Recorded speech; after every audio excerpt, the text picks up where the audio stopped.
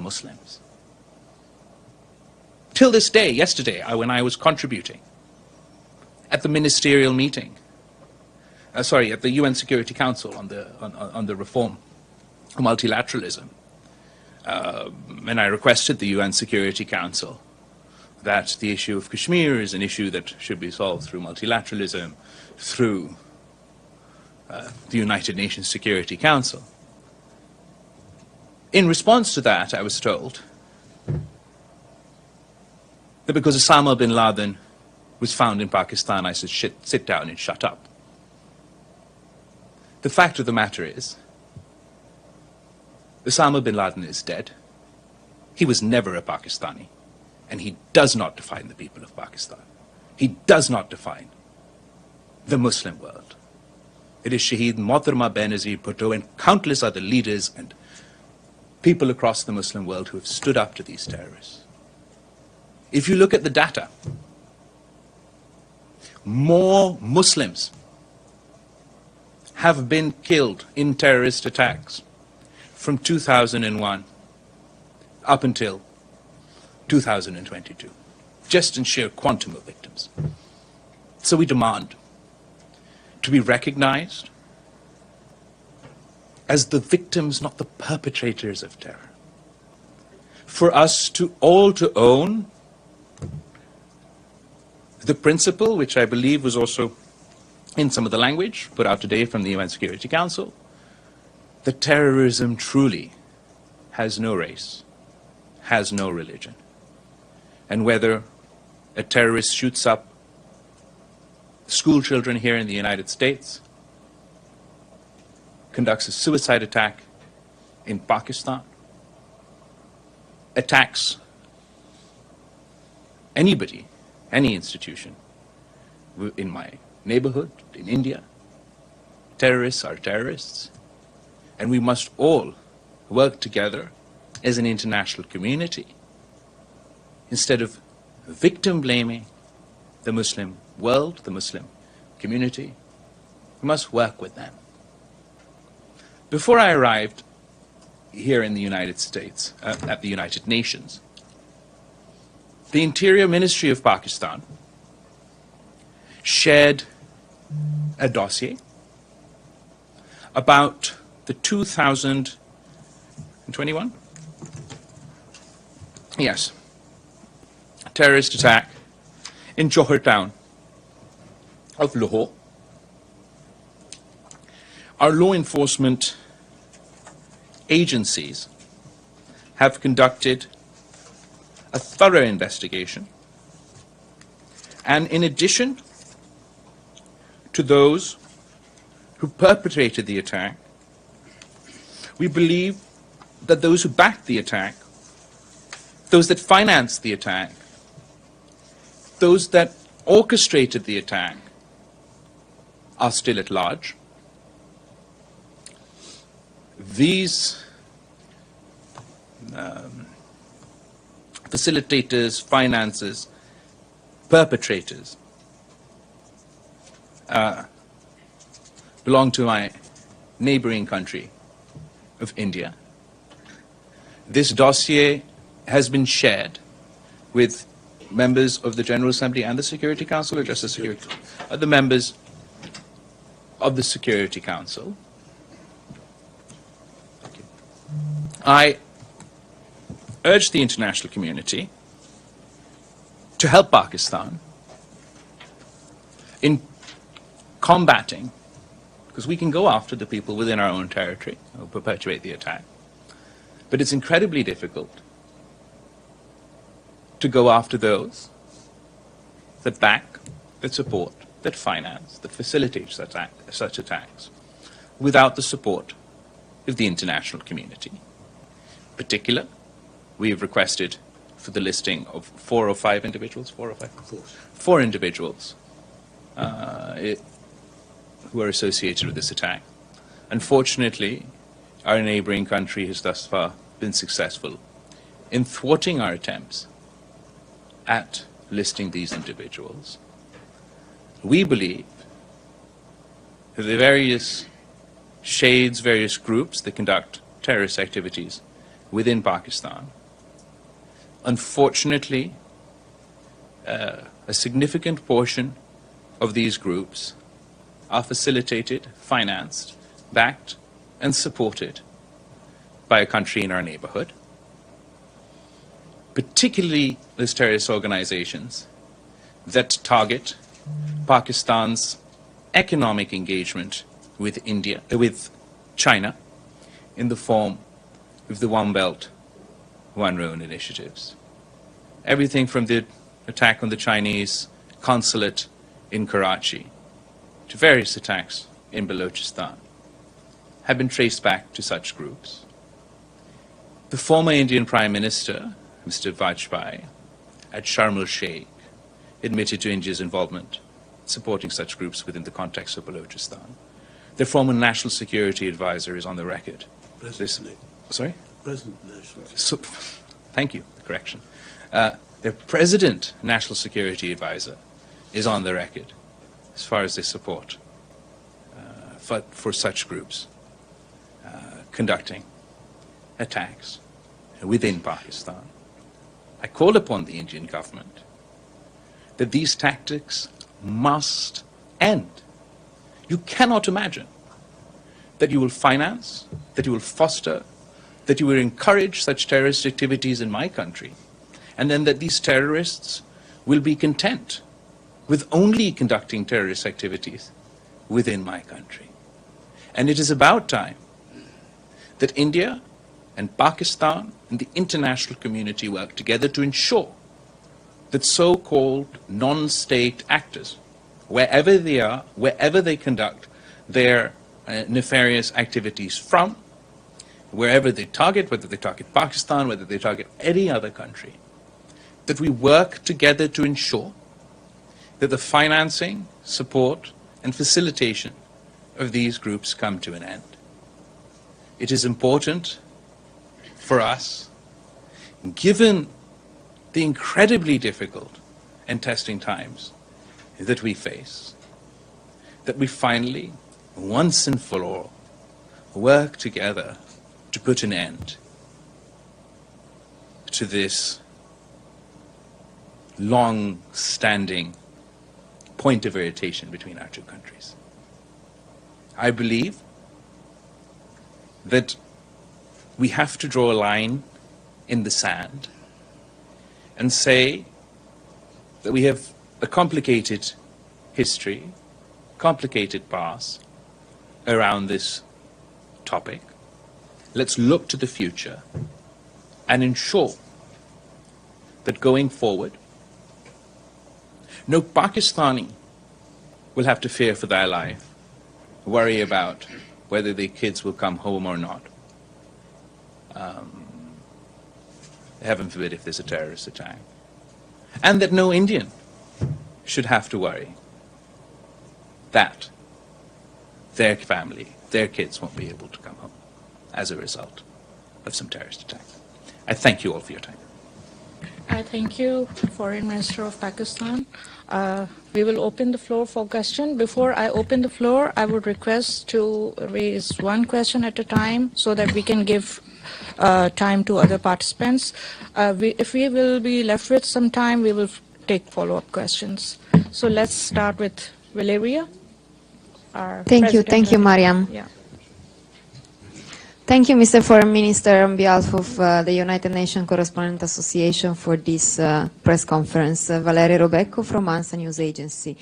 So, in your opinion, does the recent international events reinforce the need for a review of some functioning mechanism of the UN, including the reform of the Security Council, and what kind of feedback have you received in response to the Uniting for Consensus Group's effort in this regard, in this direction? Thank you so much.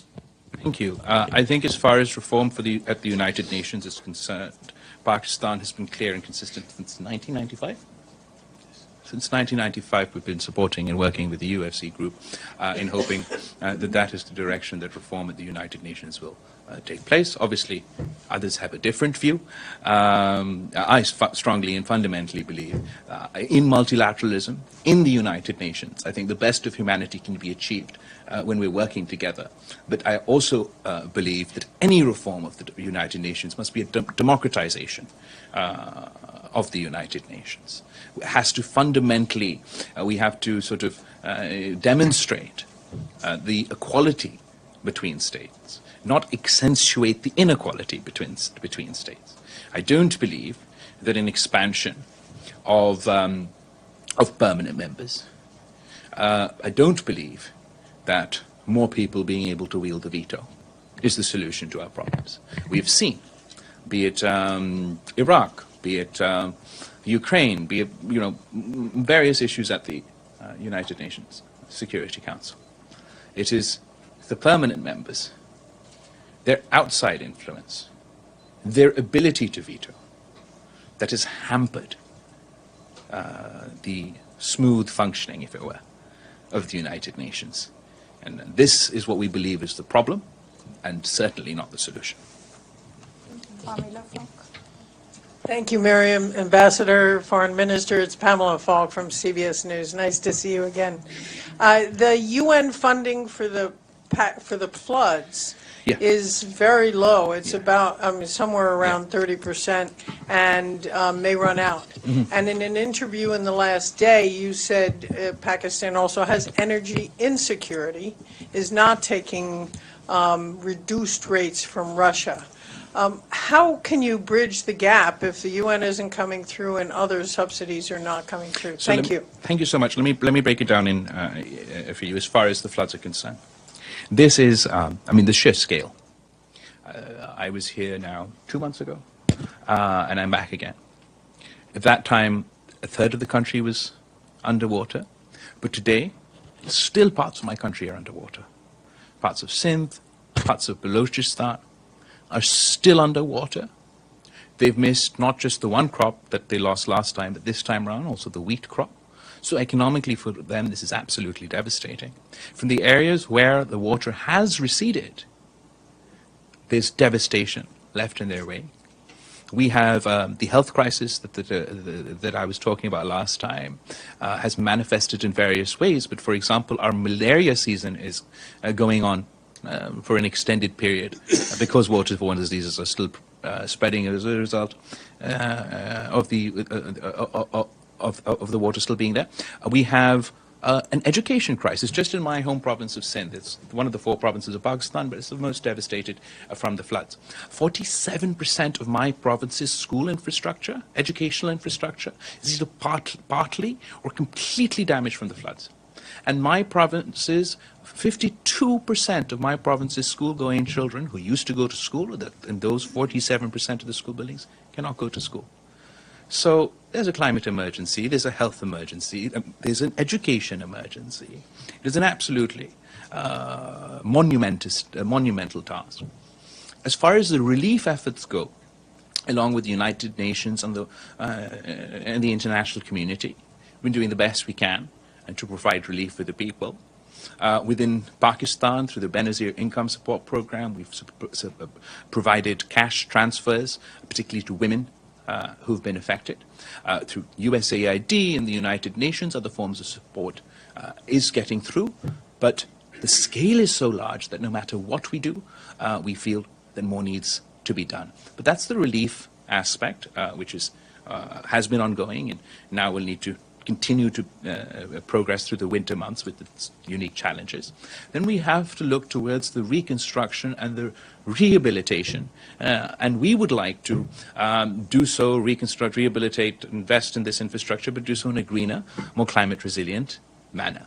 We're incredibly grateful to the Secretary General of the United Nations, who will be co-hosting a conference for climate-resistant Pakistan on January 9th in Geneva, where we will kick off this initiative. It'll be the start, not the end, of our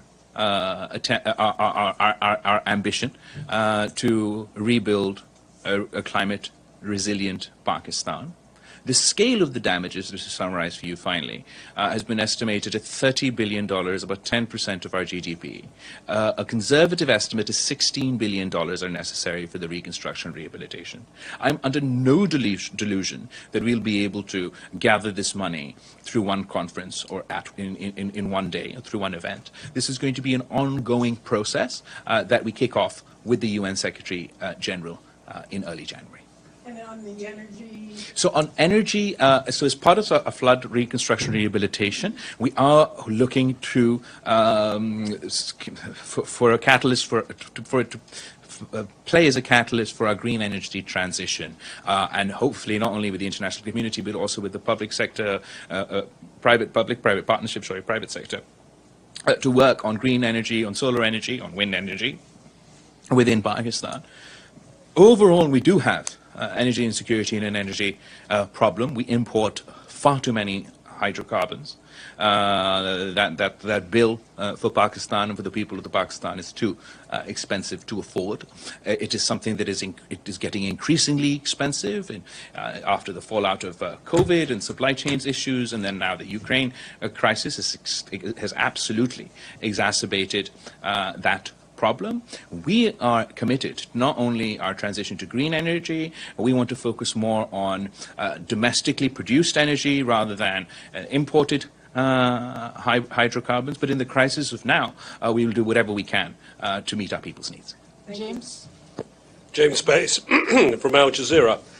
Can I ask you about Afghanistan? We are seeing harsher and harsher punishments from the Taliban. We're seeing women excluded from public life. Girls have not been allowed to go back to school. And in recent days, we've seen clashes taking place across one of the two main border points between Pakistan and Afghanistan. Is it time for Pakistan to reconsider its policy of engagement with the Taliban? Do you need to look at this again? Okay, so as far as engagement is concerned, I believe not only Pakistan, but the international community must engage.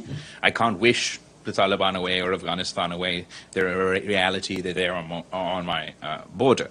The modes and ways that we are engaging, the ways in which we are engaging, particularly within the Pakistani context and as far as the TTP, perhaps that can be reconsidered as far as strategy is concerned, as far as the way we put across our demands or what we expect from them.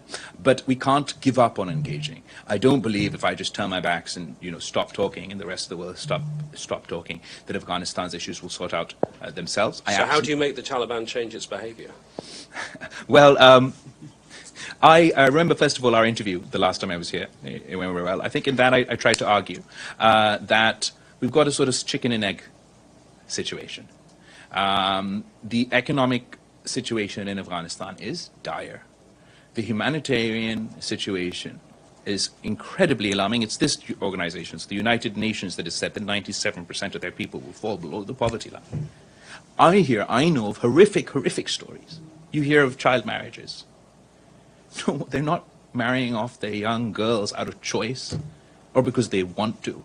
It's because they physically can't afford to feed their children. And they think it's better to have a child marriage so that someone can take care of their little girls. I've heard horrible stories about how parents are drugging their children to sleep because they have to go to sleep hungry. I want women's rights more than anyone. I believe that within the Islamic world, it is our religion that before many other religions granted rights to women. It is my country that produced the first Muslim female prime minister. We will not compromise on women's rights. But I want to also be practical about how we can achieve that. I do not believe we can starve the Afghans to force them to follow women's empowerment or to live around these provinces. I believe that there needs to be not only humanitarian assistance, but the conducive economic environment to allow those who do want to deliver on their promises to themselves and on the international community vis-a-vis women's rights, the political space to do so. I think history has demonstrated that whenever in the past in autocratic, theocratic regimes when the economic times are tough, then rights are usurped, contracted, rather than expanded. I don't believe that with the Afghans' money frozen, with their banking channels shut, we will see progress on this and other issues. In my conversations, well, not my conversations, but conversations that happen with the government, the interim government of Afghanistan or their representatives, we do emphasize on the need for them to deliver, or not my promise or your promise, on their promise to the international community, which includes inclusiveness, rights to women and girls, particularly in the education context, ensuring that their land, their country, their soil is not used to perpetuate terrorism. I believe that we can achieve those goals through engagement. It's been 1 year since they've taken over Afghanistan. I'm sure that 1 year is an incredibly long time for the women of Afghanistan, for the girls of Afghanistan, but it is still 1 year. I'm hopeful that with further engagement, with not only ourselves, but working with the international community, through the OIC and other organizations, that we hopefully will be able to convince them to implement their own promises. Mr. Azim. Mr. Foreign Minister, Azim Mian from GeoTV and Young Group. A war of words is going on between the Indian Foreign Minister and the Pakistani Foreign Minister. Just a few minutes back, Indian Foreign Minister accused Pakistan of terrorism, and Pakistan has been submitting so many dossiers to different authorities, different organizations, including the UN, but with no result so far. So how long the Kabul, Delhi, and Islamabad are going to face this war of terrorism against each other? And secondly, do you foresee any kind of rise in tensions because Pakistan is in a vulnerable situation and there is a war of words between you and the Indian Foreign Minister over here? Will it turn into any kind of rise in the tensions along the borders? I don't believe we're in a war of words. Are we in a war of words? I haven't noticed. I want to be very careful because I actually didn't catch the statement that you're referring to. Just now he made at the stakeout. Oh, okay, well, that I disagree. It's pretty safe to say. Look, I'm the Foreign Minister of Pakistan. And Pakistan's Foreign Minister is a victim of terrorism, is the son of Shaheed Mohtamma Benazir Bhutto. The Prime Minister of Pakistan, Shahbaz Sharif, when he was CM of Punjab, his home minister was assassinated by terrorists. Political parties, civil society, the average people in Pakistan, across the board, have been the victims or the perpetrators of terrorism. We've lost far more lives to terrorism than India has. Why would we want our own people to suffer? We absolutely do not. Unfortunately, I think India has been playing in that space that I referred to earlier in my statement. It's very easy to say Muslim and terrorists together and get the world to agree.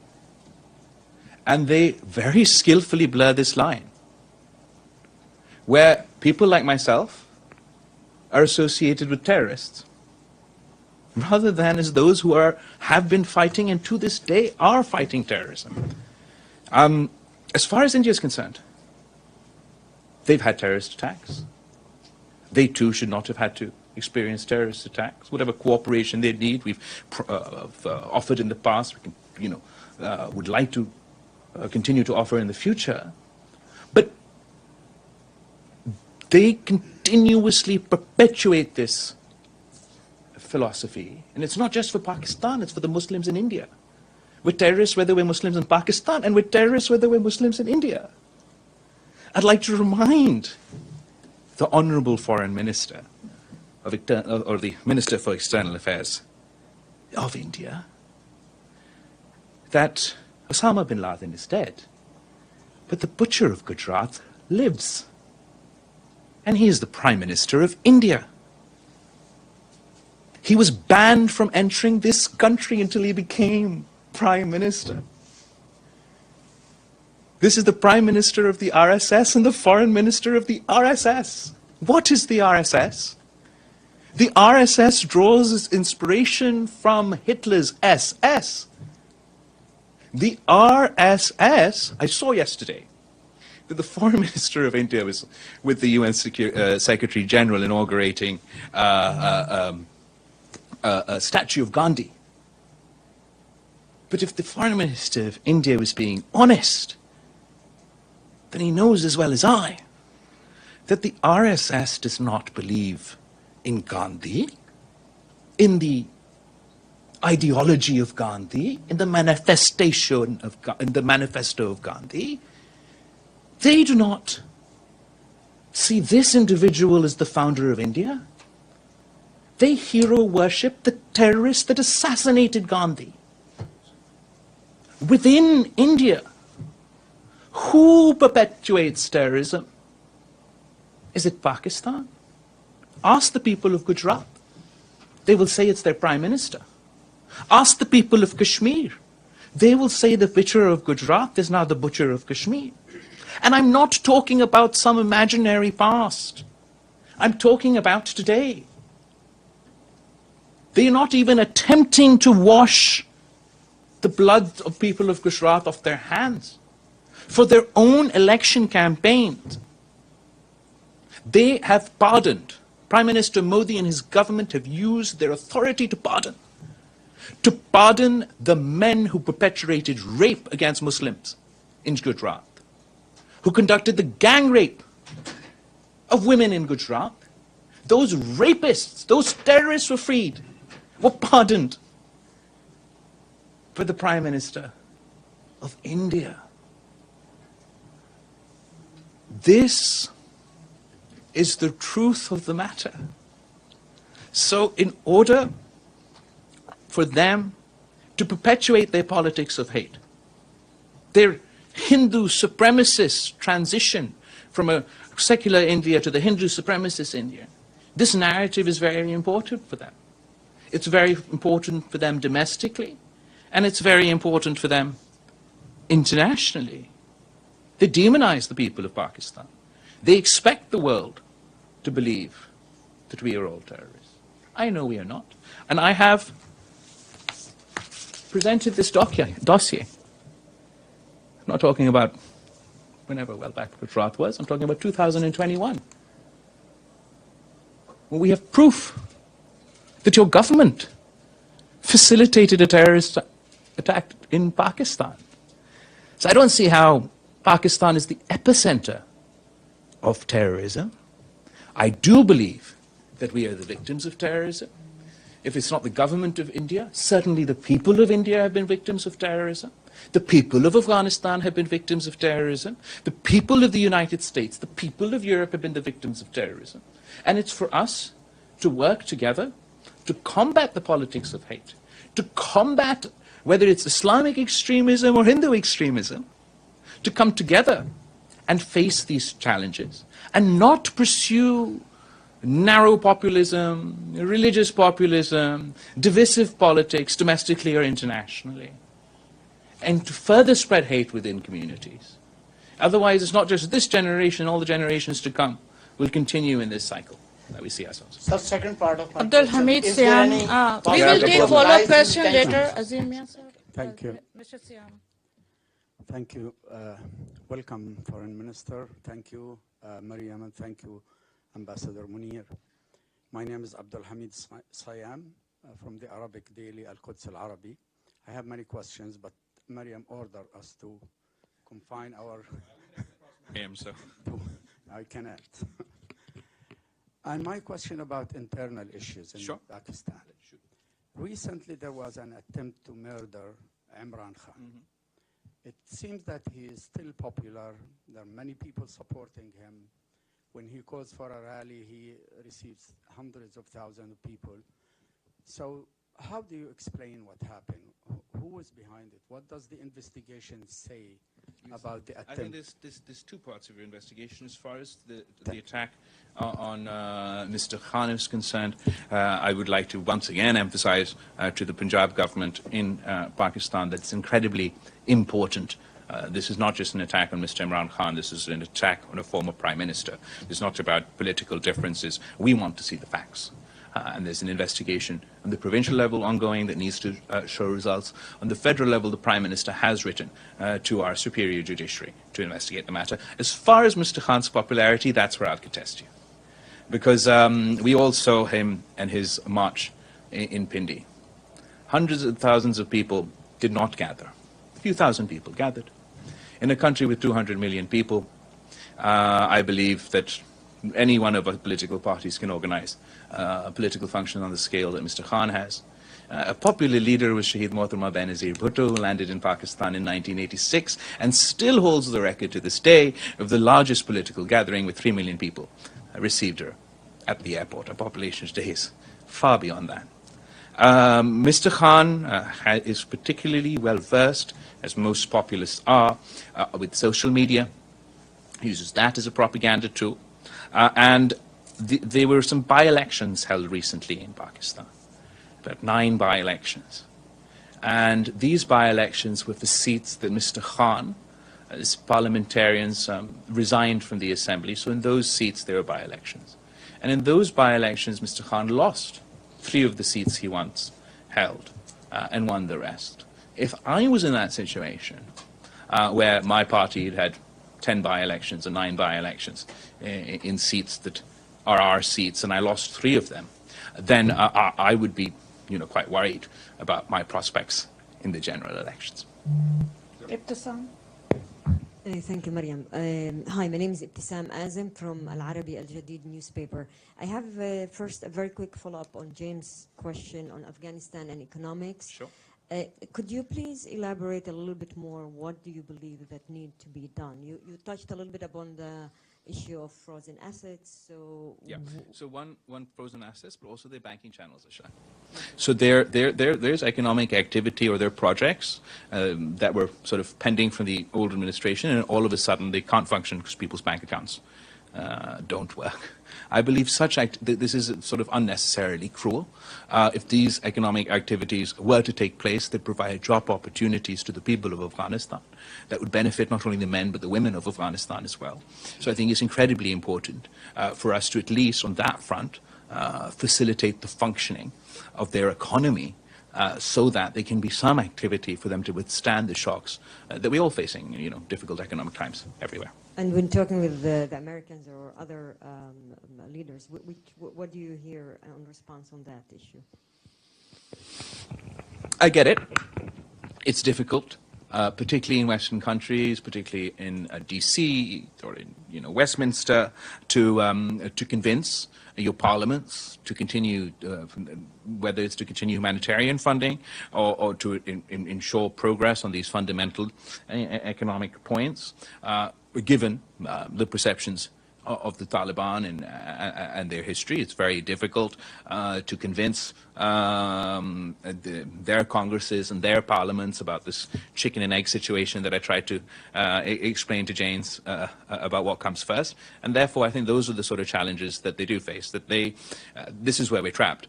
They say, no, you complete you deliver on women's rights first before we can move anywhere. And those of us who are watching the sort of situation on the ground are extremely concerned that if we don't even see this minimal progress, then women's education and an expansion of women's rights in Afghanistan will be a distant dream. Shu. Yeah. Hi, Minister. This is De Zhishu with China Central Television here. Hi. I'm going to ask a question on G77 and China. So we know that for past decades, not only developing countries, I would say the whole world benefits from globalization and the international trade and commercials. But recently, we saw more and more hurdles on this. Like particular country, they put the countries they put, let's say, tariffs on particular things, blocking export or flow of technology or subsidizing things. What would that impact the developing countries, especially in the time you said, and I quote, facing unprecedented challenges to their economic progress as well as the danger of social and political turmoil? So we did discuss this at the G77, and I'm sure it'll be taken up by other countries as well. Absolutely, we've called for the end of this protectionism that we're seeing all over the place. It's particularly funny because growing up I heard a lot about how great the free market was and how everybody should follow the free market. And I think that worked well, why those specific countries that did benefit from the free market were benefiting from the free market. So then everybody should follow the free market. As soon as it seems that actually the free market doesn't work so well for us, then we're going back to these tariffs and these barriers that are particularly sort of cumbersome for developing countries. I believe that we shouldn't enter into this world of not only sort of, we shouldn't move towards this sort of economic warfare, where if I'm not happy that that X country is doing well in a particular field, then I should, sanction the hell out of it and try and artificially boost that economic activity in my country. Ephraim. Thank you so much, Mariam. Mr. Foreign Minister, a question on Iran. Okay. Your country shares borders with Iran. Ambassador Akram many times said you cannot afford having bad relations with Iran. You hoped last year, Pakistan was hoping that the JCPOA would succeed so that the tensions in the region would. But today, when you see what's happening in Pakistan, what is your Pakistan's main stance on what's happening? And since you said that Afghan women are an issue for the whole Muslim world, is the Iranian youth, Iranian women, the 350 who were killed, 20,000 in jail, is this an issue for the international community also, or is it an internal issue that Pakistan would want to distance itself from? As far as the protests that have been ongoing in Iran, I think that, which is obvious to everyone, that the peaceful protests are, and particularly the women who are protesting, are incredibly brave. We don't support sort of rioting or violence, but obviously peaceful protests are not only encouraged by us, but even within Iran. I think Iran's history has demonstrated that time and time again, the people of Iran have been very brave in their political activity, in their activism, and in their protesting. As a result of the protests of Iranian women, we are seeing, or at least I'm hearing, about potential reforms within Iran as a result of those protests, and I believe that achievement will be an achievement for the brave women of Iran who have been protesting.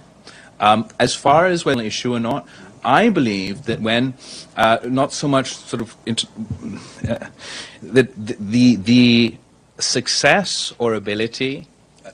Let's take it out of the context of Iran. I'd feel more comfortable talking if it were in my own country.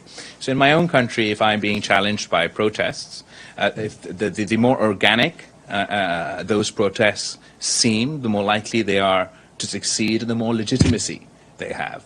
Within the Iranian context, I believe in some cases, with some Western countries co-opting some of these protests, rather than empowering, sort of undermines those efforts. So that is just the sort of the differential that I would say, that the women of Iran can protest themselves, can achieve an enhancement of their rights themselves, and it'll be their achievement. Absolutely, women's rights, and as a topic, is something that we can discuss internationally and within the Muslim world. I believe some people sort of co-opt these protests for their own means, which undermines, unintentionally perhaps, their own legitimacy.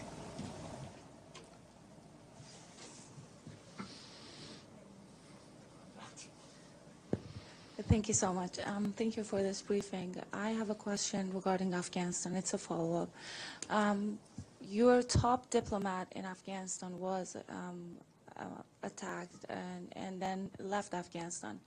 Later, the Foreign Ministry of Pakistan announced that your top diplomat is not going to go back to Afghanistan.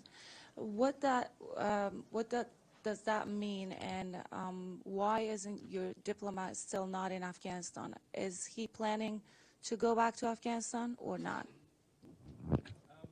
So our HMO, head of mission in Afghanistan, Nizamani Saab, was attacked in Afghanistan. We have security concerns. We've raised them with the interim government in Afghanistan. The interim government in Afghanistan has not only assured us that they will address our security concerns, but they also immediately acted to catch the terrorists involved in this incidents, are conducting their own investigation. We too will be conducting our own investigation. I have not recalled my ambassador from Afghanistan. He was anyway planned to return back to Pakistan for our own work, for our briefings and other things.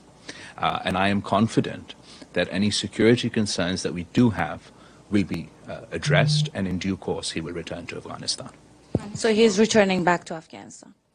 I am confident that the security concerns that we have raised will be addressed, and in due course he'll be returning to Afghanistan. Yes. Mr. Foreign Minister, thank you for the press briefing. Anshumar Apte from Voice of America Urdu Service. My question is, since the new government took over in Pakistan, have you seen any improvement in US-Pakistan relations? And if you could cite some examples of that improvement. Secondly, while importing oil from Russia, will you abide by the price cap?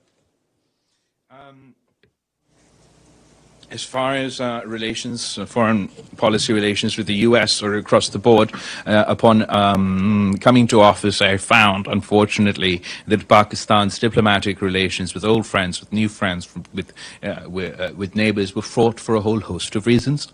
We have consistently and very aggressively over the past 6 to 7 months, heightened our engagement not only with the United States but all our neighbors, our partners that we have diplomatic relations with, in attempts to bridge that gap. One of the places where we've seen a significant improvement would be between Pakistan-US relations. This is reflected not only in the increased number of high-level contacts, both bilateral visits over here and the various delegations that have come from the United States to Pakistan. I'm particularly happy to report that an old gripe of Pakistan was and has been that Pakistan-US relations have been hyphenated. In the past, we were AFPAC, or the various forms of our hyphenated relationship. Now, after my last trip and interaction with Secretary Blinken, we both announced that we are officially dehyphenated, or if we are to be hyphenated, then we are PAC-US rather than anything else. And I think that's, it might seem small, but it is a long-standing ambition of ours. And let me contextualize that for you. For example, if you look at PAC-US relations since 2001, say 99% of it is dominated by counterterrorism, war on terrorism, extremism. Ever since I've been foreign minister, obviously we discuss terrorism, but now it forms about 10% of our interaction opportunities, cooperation in health, cooperation in climate. We've had Bilawal Saeed, he works at the State Department, is in charge of business, on an extensive tour of Pakistan looking for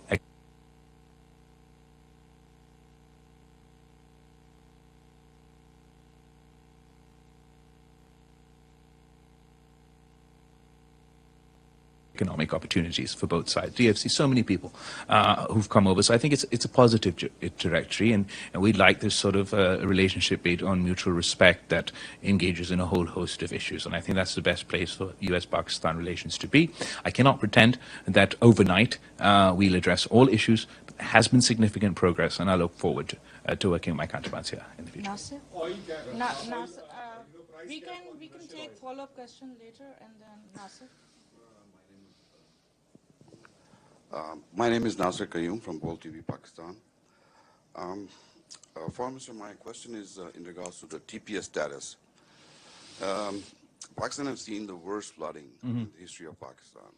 Recently, the entire country was under flood.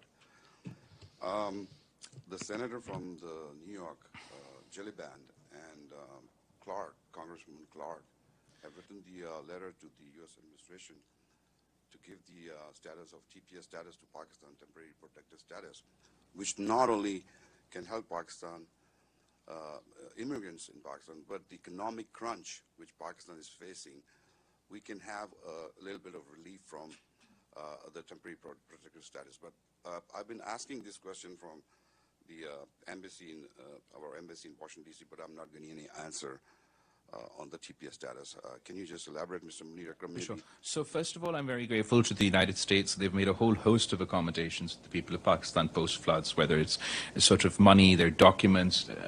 Actually, it was reported on Voice of America. I'll send you the clip and the details later. I don't have them with me. I don't remember them off the top of my head, but there's a whole host of facilities that are available to Pakistanis in the United States as a result of the floods. As far as the TPS status is concerned, that we haven't, that I haven't got anything for you on. But I will get you the details of what has been provided so far, and once I know more about TPS, I can share that. They just need a letter from the government of Pakistan. And as I spoke to one of the congresswomen, they said in 1 week, the administration will Sure. provide the TPS status to Sure. Pakistan, and that will help greatly Pakistan. Sure, so there's just two things to emphasize. One, they've already done quite a lot, so that information will get to you. On the TPS, I don't have a position The last for you yet. question. Thank you, Minister, for this press conference. Stefano Vaccara, Voce di New York. My question is, we are here, the United Nations is about the charter.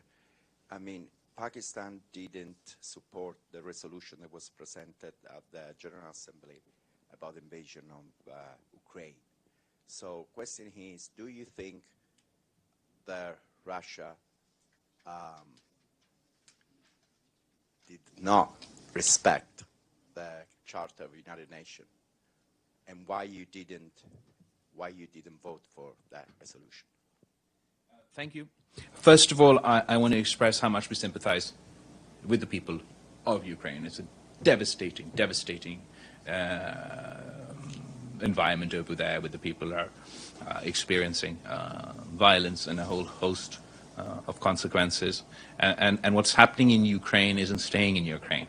Unfortunately, as a result of this conflict and the war, and as a result of the associated sanctions, we've seen difficult economic times, difficult economic consequences for the people of Europe, for the people of America, for the people of Pakistan. The price of gas has gone up, food security issues. We used to import a lot of our wheat from Ukraine.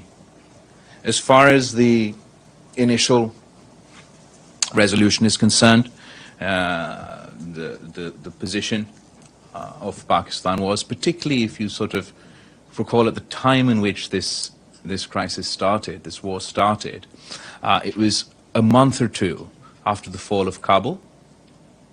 We just experienced a forever war in Afghanistan. The people of Pakistan were physically exhausted of conflict, and we're particularly wary of being drawn into another forever war somewhere else. So there was enough misery and devastation in Pakistan, in Afghanistan, in my region, for us to get drawn into what certainly is misery and devastation somewhere else. As far as the UN Charter, as far as international law, as far as UN Security Council resolutions and their implementation, Pakistan has time and time again emphasized that we support the United Nations and international law and all that comes with it. But we also note that unfortunately we are in a situation where you get to pick and choose, and where international law suddenly becomes binding between Ukraine and Russia. It's not so binding for the people of Palestine, for the people of Kashmir, the people of Iraq. I believe if this sort of hypocrisy was to end, it'd be easier for us to get the consensus on this issue. Thank you very much. We'll take last question with Mr. Lodi, and then we'll finish. I'm sorry, we've taken much longer than usual. Concert TV? Suno TV in Pakistan. My question is there any new development for the issue of Kashmir, and very soon Kashmiri can free from terrorism of Indian government? So,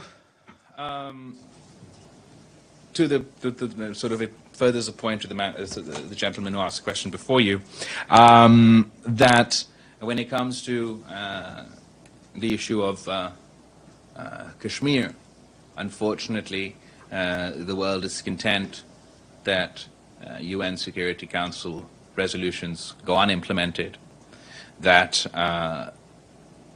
what India has done in August 2019, unilaterally usurping the United Nations recognized internationally disputed territory of Jammu and Kashmir, is absolutely condemnable. It is outrageous. I think it was particularly bizarre that I was at the UN Security Council yesterday. The Presidium is with India, the same India who's advocating for reform to multilateralism, but will not allow the UN Security Council resolutions on Kashmir to be implemented. They'll advocate for reform to multilateralism at the United Nations one day. Then they'll advocate for bilateral solutions to Kashmir the next day, and ultimately settle for a unilateral usurpation of internationally recognized disputed territory within Kashmir. I think this hypocrisy speaks to the heart of what is wrong here at the United Nations, or the dysfunction here at the United Nations. Surely, no member who refuses to recognize UN Security Council resolutions deserves to sit on the UN Security Council. Thank you very much. We will finish if Foreign Minister allows for follow-up Very questions. last one, please. I'm late. Because it takes us so longer. Yeah, Azim. Mr. Minister, you didn't answer the second part of my question, and that was, is there any possibility or fear of rising tension between India and Pakistan across the border? Because all this, at a multilateral organization like the United Nations, how the things are going on, accusing each other about terrorism and counter-terrorism. Will that dossier be available to the media? I'm sure it will. Hopefully it will be. I don't want to get ahead of myself. It has never been before. Well, the Interior Minister presented it to the media, verbally at least. We've already shared it with the UN Security Council members. I'll find out. If not now, hopefully soon. It'll be available to the media. And as far as tensions between India and Pakistan are concerned, or the tension between our two countries has reached this point because of the actions of August 2019. In order for us to address the issue of terrorism, to address my concerns of the issue of terrorism, to address India's concerns of the issue of terrorism, I think it would be appropriate for us to engage productively on this issue. In order to do so, the flagrant violations of international law, of human rights, of everything under the sun on August 2019 must be reviewed. The Pakistan People's Party, you know, that my mother, Shaheed Mohtarba Benazir Bhutto, her entire life advocated for peace with India. Consistently advocated for peace and engagement with India. She believed that it was in the benefit of the people of India, in the benefit of the people of Pakistan, for us to live peacefully amongst each other. It was our government in 2010 that for the first time after 1954 unilaterally started trade with India, because we knew that we were grabbing onto the third rail of Pakistani politics, taking all the associated political risks, being called traitors and everything else on the streets and the protests of the extremists against us. But we knew that we were doing so in good faith. And we had the reciprocal leadership on the other side who perhaps would be able to take similar brave stances within their own political context. We no longer feel we have those sorts of rational partners on the other side of the border today. We believe that the August 2019 incidences have shut the door, even for political parties such as mine who have long advocated for engagement in peace with India. We no longer have the domestic political space to do so after that incident. Thank you very much. My question about price cap was Russian oil. यार price cap एक तो अभी तक हम वही अभी तक हम up until now we actually haven't received nor are we getting any oil from Russia. We are wheat का एक purchase हम कर रहे हैं. पाकिस्तान का जो इंफ्रास्ट्रक्चर है वो रशियन तेल के लिए बना हुआ नहीं है. भारत का जो इंफ्रास्ट्रक्चर है वो रशियन तेल के लिए बना हुआ है. हाँ, हम इनके साथ इंगेज कर सकते हैं किसी मुस्तकबिल में ऐसा निज़ाम पैदा हो, मगर जल्दी ऐसे इम्कान नहीं है. And as far as discounted rates, no one is giving discounted rates for all the oil these days. That's just not a reality. It is true that we're actively pursuing ways and means to address the energy shortfalls and difficulties we're facing in Pakistan. After the conflict in Ukraine and with Russia, Europe relied on oil from Russia, not Pakistan. Europe relied on gas from Russia, not Pakistan. The places that we relied from, where we used to buy our resources from, now the Europeans and the Western world are going to them and crowding out that market for us. So it's an incredibly difficult situation, and I believe we must engage in whatever way we can to meet the needs of our people. But the concept of discounted Russian oil is a truck ki batti hai.